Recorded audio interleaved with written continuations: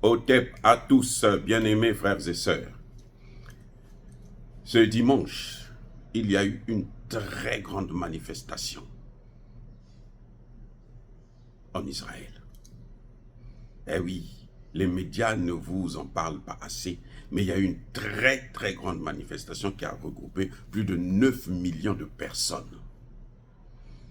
Le monde a découvert, le monde a été scandalisé. Les Israéliens eux-mêmes ont été scandalisés par l'attitude de leur gouvernement lorsqu'ils ont reçu les corps de 6 otages israéliens, parmi lesquels ceux qui avaient été enlevés lors de l'attaque du Hamas le 16 octobre 2023. Ça a choqué tellement les Israéliens qui sont tous sortis dans la rue en masse. Une autopsie a été faite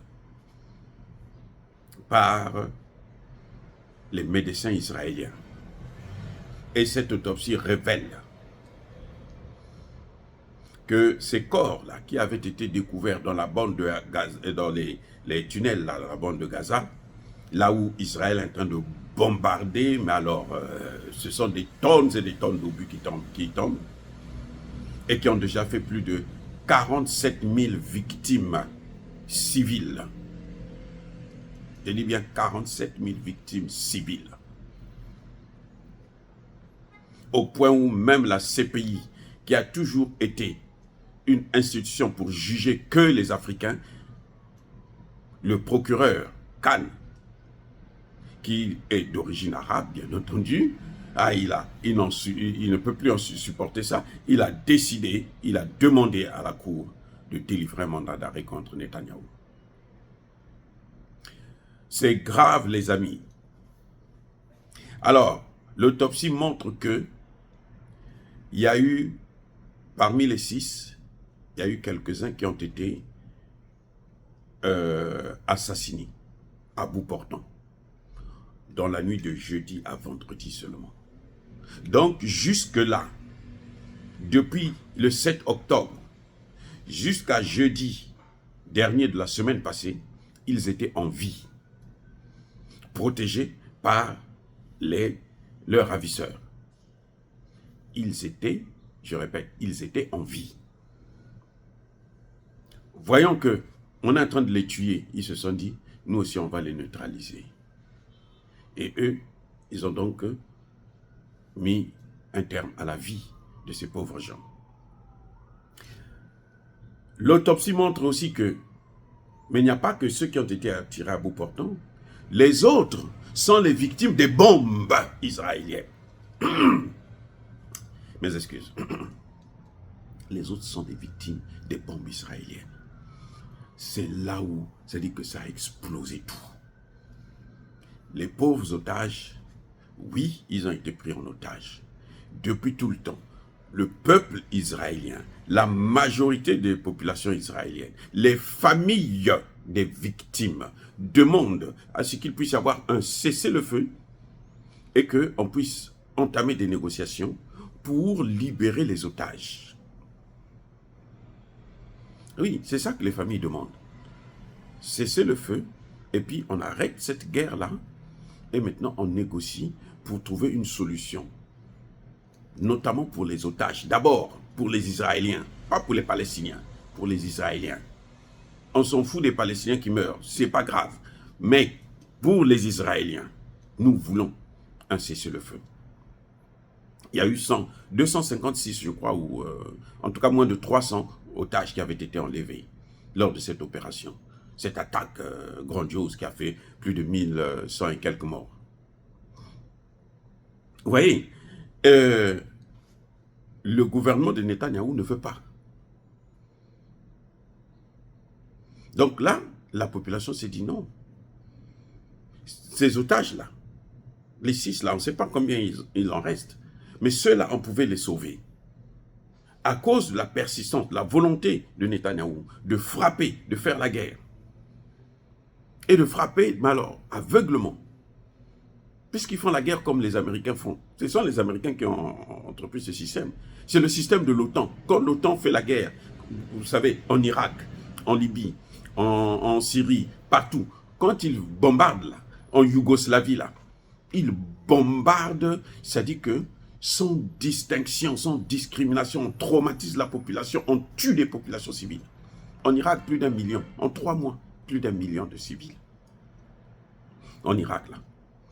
En Libye, là, plus de 250 000. Mais attendez, c'est quoi ça? Alors que vous voyez, vous avez vu la frappe massive des Russes, là, en Ukraine. Ils ont touché plus de la moitié du territoire ukrainien. Moins de 10 morts civils. Vous voyez, une attaque, on dit que c'était l'attaque, la plus grande attaque que l'Ukraine n'a jamais subie depuis le début de cette guerre.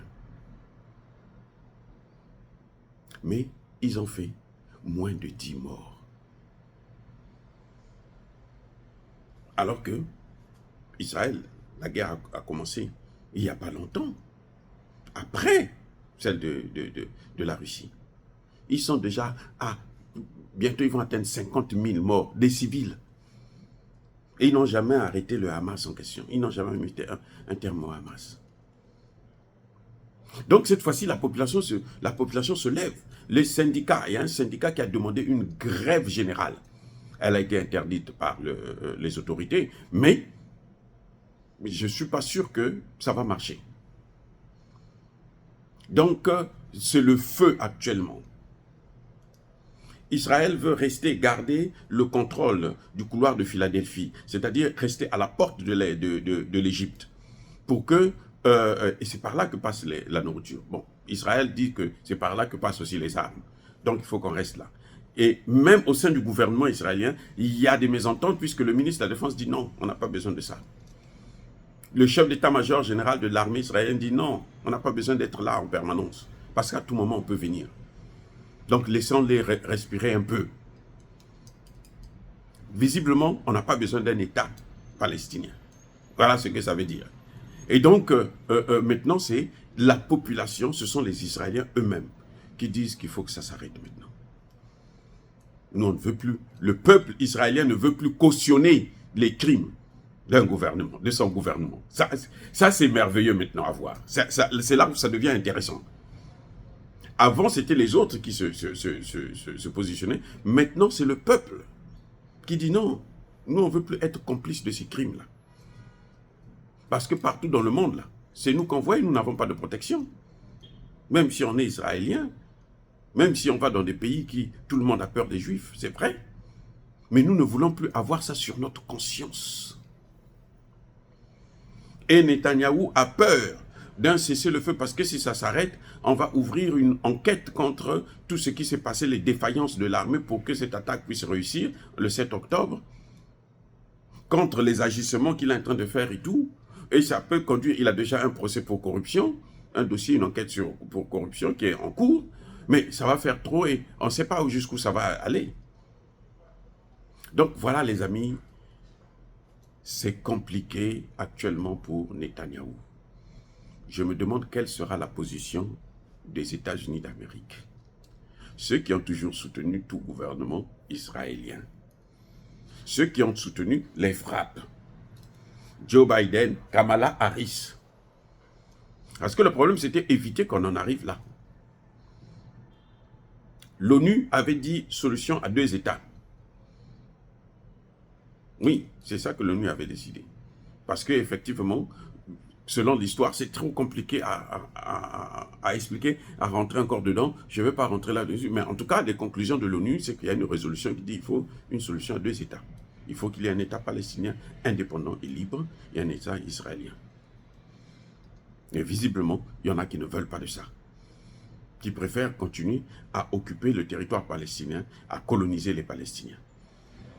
Et qui dit colonisation, dit crime. Parce que la colonisation en elle-même, c'est un crime contre l'humanité, selon les résolutions de l'Organisation des Nations Unies. Donc c'est une histoire, mais très compliquée. Et chaque fois qu'on veut attaquer Israël en justice, devant les instances internationales, les États-Unis mettent leur veto. Et ça ne progresse pas. Et c'est pour ça d'ailleurs qu'on voit de plus en plus dans le monde entier, les gens ne veulent plus s'occuper des Nations Unies, les gens s'en fichent éperdument des résolutions des Nations Unies, les gens s'en fichent des États-Unis, les gens violent les sanctions des États-Unis et des Nations Unies, parce qu'on se dit non mais, attendez, pourquoi ils font ce 2 poids, 2 mesures? Et c'est ce qui est en train d'entraîner le déclin à la fois des États-Unis, de l'Union européenne et de l'OTAN. C'est ça, c'est ce problème-là. En tout cas, c'est l'une des causes.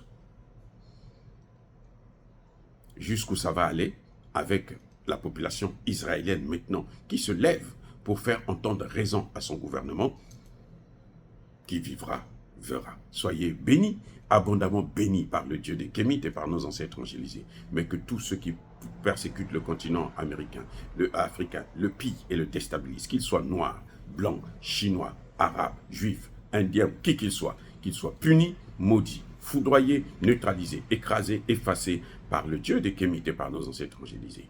Vive l'Afrique éternelle, j'ai dit et j'assume.